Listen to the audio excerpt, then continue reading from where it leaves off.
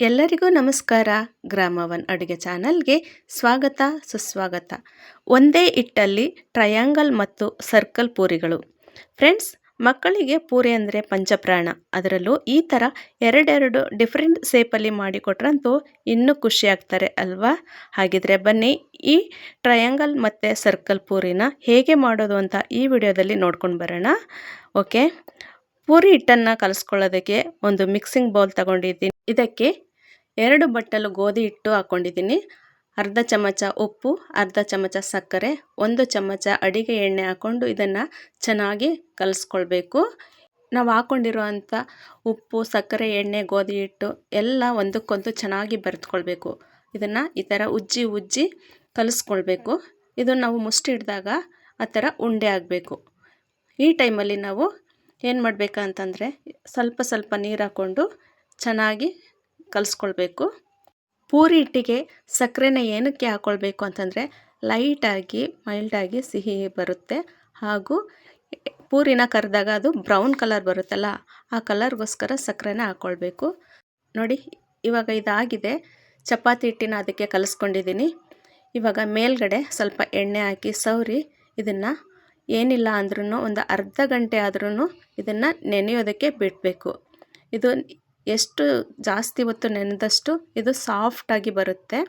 Time ಇದ್ದರೆ 1 hour ಬೇಕಾದರೂ ಇಡ್ಬೋದು. ನನಗೆ ಟೈಮ್ ಇರಲಿಲ್ಲ, ಹಾಗಾಗಿ ಒಂದು ಪ್ಲೇಟ್ ಮುಚ್ಚಿ ಇವಾಗ ಒಂದು ಅರ್ಧ ಗಂಟೆ ನೆನೆಯೋದಕ್ಕೆ ಬಿಟ್ಬಿಡ್ತೀನಿ. ಇವಾಗ ಸ್ಟವ್ ಮೇಲೆ ಒಂದು ಬಾಣಲೆ ಇಟ್ಟು ಪೂರಿ ಕರಿಯೋದಕ್ಕೆ ಎಷ್ಟು ಬೇಕೋ ಅಷ್ಟು ಎಣ್ಣೆನ ಹಾಕ್ಕೊಳ್ತಾ ಇದ್ದೀನಿ. ಎಣ್ಣೆನ ಕಾಯಿಸ್ಕೊಳ್ಬೇಕಾದ್ರೆ ಹೈ ಫ್ಲೇಮಲ್ಲಿ ಇಡಬಾರ್ದು.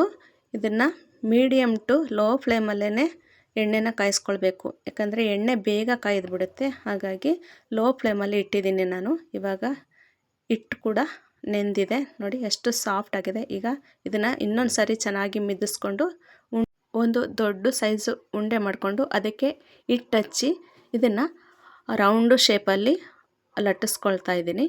ನನಗೆ ಇವಾಗ ಟ್ರಯಾಂಗಲ್ ಶೇಪಲ್ಲಿ ನಾನು ಪೂರಿಗೆ ಮಾಡ್ಕೊಳ್ತಾ ಇದ್ದೀನಿ. ಹಾಗಾಗಿ ಟ್ರಯಾಂಗಲ್ ಶೇಪ್ ಬರಬೇಕಂತಂದರೆ ನಾವು ಲಟ್ಟಿಸ್ಕೊಂಡಿರೋಂಥ ಹಿಟ್ಟನ್ನು ಈ ಥರ ಒಂದು ಚಾಕು ಸಹಾಯದಿಂದ 2 ಸೈಡು ಕಟ್ ಮಾಡ್ಕೊಳ್ಬೇಕು. ರೌಂಡ್ ಶೇಪಲ್ಲಿದ್ದಿದ್ದು ಇವಾಗ ನಮಗೆ ಟ್ರಯಾಂಗಲ್ ಶೇಪಿಗೆ ಬಂತು. ಈ ಥರ ಮಾಡ್ಕೊಳ್ಳೋದ್ರಿಂದ ನಮಗೆ ಬೇಗನೂ ಕೂಡ ಪೂರಿ ಮಾಡ್ಕೊಳ್ಳೋದಕ್ಕೆ ಈಸಿ ಆಗುತ್ತೆ, ಹಾಗೆ ಟೈಮ್ ಕೂಡ ಸೇವ್ ಆಗುತ್ತೆ. ನೋಡಿ, ಇವಾಗ ಮತ್ತೆ ನಾನು ರೌಂಡ್ ಶೇಪಲ್ಲಿ ಮಾಡ್ಕೊಳ್ತೀನಿ. ಇದಕ್ಕೆ ಸಣ್ಣ ಉಂಡೆಗಳನ್ನ ಮಾಡ್ಕೊಂಡಿದ್ದೀನಿ. ಇವಾಗ ಅದನ್ನು ಕೂಡ ಒಂದೊಂದಾಗಿಯೇ ನಾನು ರೌಂಡ್ ಶೇಪಲ್ಲಿ ಲಟ್ಟಿಸ್ಕೊಂಡಿದ್ದೀನಿ. ನೋಡಿ, ಇವಾಗ ಟ್ರಯಾಂಗಲ್ ಮತ್ತು ಸರ್ಕಲ್ 2 ಶೇಪ್ ಕೂಡ ನಮಗೆ ಆಯಿತು. ಪೂರಿನೆಲ್ಲ ಲಟ್ಟಿಸ್ಕೊಂಡು ರೆಡಿ ಮಾಡ್ಕೊಳ್ಳೋ ಅಷ್ಟರಲ್ಲಿ ಎಣ್ಣೆ ಕೂಡ ಕಾದಿತ್ತು. ಇವಾಗ ಒಂದೊಂದೇ ಹಾಕ್ಕೊಂಡು ಎಣ್ಣೆಯಲ್ಲಿ ನೋಡಿ, ಇವಾಗ ಪೂರಿ ಹಾಕ್ಬಿಟ್ಟು ಆ ಥರ ಒತ್ತಿ ಇಟ್ಕೊಂಡ್ರೆ ಅದೇ ಉಬ್ಕೊಳ್ಳುತ್ತೆ.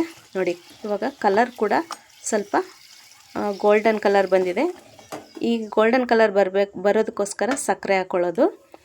ಓಕೆ, ಇವಾಗ ಟ್ರಯಾಂಗಲ್ ಶೇಪೆಲ್ಲ ಮಾಡಿ ಆಯಿತು.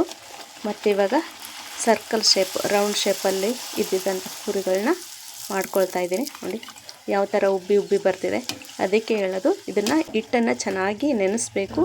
ಹಾಗೆಯೇ ಈ ಕಲರ್ ಬರಬೇಕಂದ್ರೆ ಸಕ್ಕರೆ ಹಾಕಬೇಕು ಸ್ವಲ್ಪ. ಓಕೆ, ನೋಡಿ ಇವಾಗ ಚೆನ್ನಾಗಿದೆ ನೋಡೋದಕ್ಕೆ. ಇವಾಗ ಸರ್ಕಲ್ ಮತ್ತು ಟ್ರಯಾಂಗಲ್ 2 ಶೇಪಲ್ಲಿ ಪೂರಿ ರೆಡಿಯಾಗಿದೆ. ನೋಡಿ, ಈ ಥರ ಮಕ್ಕಳಿಗೆ ಕೊಟ್ರಂತೂ ಅವರು ಖುಷಿಯಾಗೋದಂತೂ ಗ್ಯಾರಂಟಿ ಅಲ್ವಾ? ಓಕೆ, ಈ ಥರ ಟ್ರಯಾಂಗಲ್ ಶೇಪ್ ನಾವು ಒಂದು ರೌಂಡ್ ಶೇಪ್ ಮಾಡಿಕೊಂಡ್ರೆ ಅದನ್ನು ಒಂದೇ ಸರಿ 4 ಪೂರಿಗಳನ್ನ ಮಾಡ್ಕೊಳ್ಬೋದು. ಹಾಗಾಗಿ ನಮಗೆ ಟೈಮ್ ಕೂಡ ಸೇವ್ ಆಗುತ್ತೆ, ಬೇಗ ಕೂಡ ಮಾಡ್ಕೊಳ್ಬೋದು. ಇವಾಗ ನಾನು ಇದನ್ನು ಟೇಸ್ಟ್ ಮಾಡೋ ಸಮಯ. ನೋಡಿದ್ರಲ್ಲ, ಒಂದೇ ಹಿಟ್ಟಲ್ಲಿ 2 ಶೇಪ್ ಪೂರಿಗಳನ್ನ ಮಾಡೋದು ಹೇಗೆ ಅಂತ. ಇನ್ಮೇಲೆ ಒಂದೊಂದೇ ಪೂರಿನ ಲಟ್ಟಿಸ್ಕೊಳ್ಳೋದಕ್ಕಿಂತ ಒಂದು ದೊಡ್ಡ ಸೈಜು ಉಂಡೆ ತಗೊಂಡು ಅದನ್ನು ಅಗಲವಾಗಿ ಲಟ್ಟಿಸಿ ಅದನ್ನು ಕಟ್ ಮಾಡಿ 4 ಭಾಗ ಮಾಡ್ಕೊಂಡ್ರೆ ಬೇಗ ಕೆಲಸ ಮುಗಿಯುತ್ತೆ ಅಲ್ವಾ?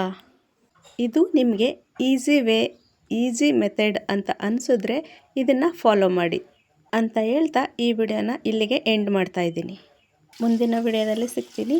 ಅಲ್ಲಿವರೆಗೂ ಟೇಕ್ ಕೇರ್, ಬಾಯ್. ವಿಡಿಯೋ ನೋಡಿದ್ದಕ್ಕೆ ಧನ್ಯವಾದಗಳು.